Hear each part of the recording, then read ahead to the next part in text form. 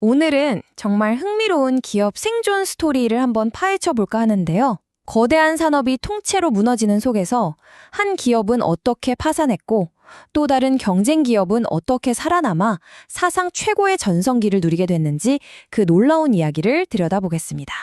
자, 20세기. 그러니까 거의 100년 동안 말이죠. 우리가 카메라를 쓴다 하면 거의 둘 중 하나였어요. 바로 코닥 아니면 후지필름. 이 두 거인이 사진과 필름 산업의 모든 것이라고 해도 과언이 아니었죠. 그런데 말이죠. 이들이 몸담았던 산업 전체가 말 그대로 사라져버렸을 때 한 곳은 완전히 무너졌고요. 다른 한 곳은 지금 사상 최대의 성공을 거두고 있습니다. 여기서 정말 궁금한 질문이 생기죠. 아니, 시장을 이끌던 1등 기업도? 아니, 시장 자체가 사라졌는데 어떻게 2등이던 회사는 살아남을 수 있었을까요? 자, 이 미스터리를 풀기 위해서 먼저 이 두 회사가 얼마나 치열하게 싸웠는지 그 위대한 필름 전쟁 시절로 한번 돌아가 보겠습니다.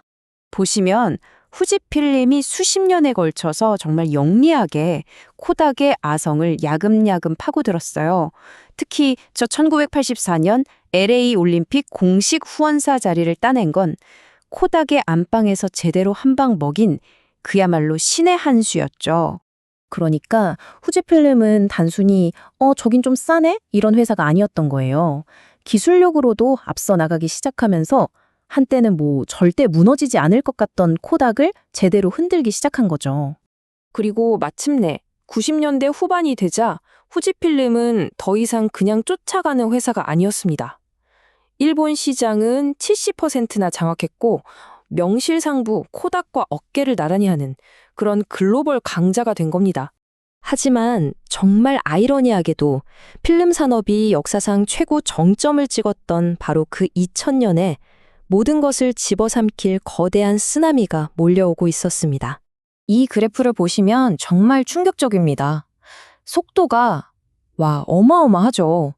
단 10년 만에 시장의 90%가 그냥 사라진 거예요.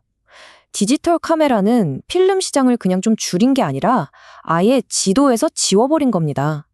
당시 후지필름 CEO가 이 상황을 이렇게 표현했습니다.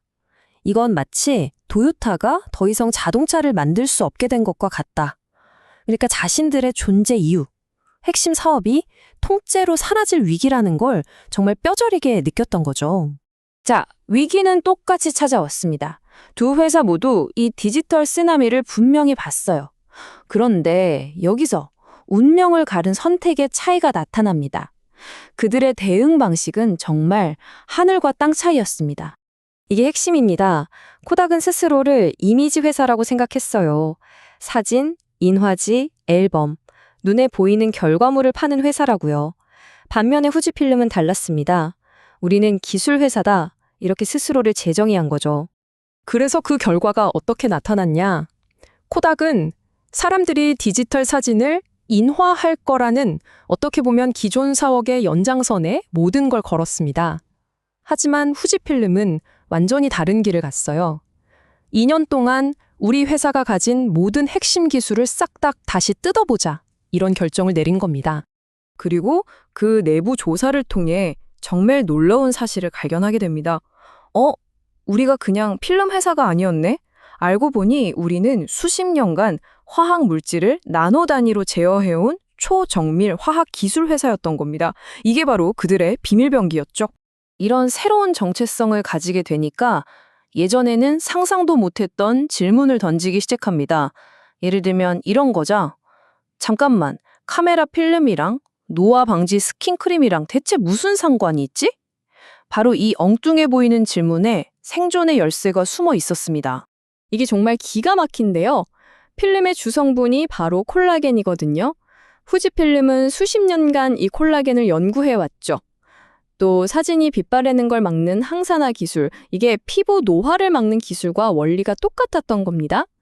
심지어 나노 기술로 미세 입자를 필름에 고르게 바르던 기술은 화장품의 유효 성분을 피부 깊숙이 전달하는 기술로 완벽하게 재탄생했어요. 이런 식으로 자신들의 기술을 재발견해서 화장품, 의약품 같은 헬스케어 분야로 뛰어들었고요. 필름에 얇게 코팅하던 기술로는 지금 우리 모두가 쓰는 스마트폰이나 TV 화면에 들어가는 LCD 필름을 만들었습니다. 말 그대로 낡은 기술에서 완전히 새로운 사업들을 찾아낸 거죠. 자, 이런 혁신적인 시도들이 모여서 어떤 결과를 만들어냈을까요? 그건 바로 기업의 정체성이 완전히 뒤바뀌는 그야말로 완벽한 재탄생이었습니다. 이 그래프가 모든 걸 말해줍니다. 2025년 전망을 보면 예전에 회사 매출의 60%를 차지하던 이미징, 즉 카메라와 필름 사업은 이제 17%에 불과합니다. 대신 헬스케어 사업이 45%를 차지하는 완전히 다른 회사가 된 거죠. 정말 놀랍지 않나요? 결국 이걸 보면 생존과 번영의 차이는 바로 이것이었습니다. 코닥은 자신들이 뭘 파는지에 갇혀 있었고 후지필름은 자신들이 뭘 아는지에 집중했던 거죠. 후지필름의 생존은 절대 운이 아니었습니다.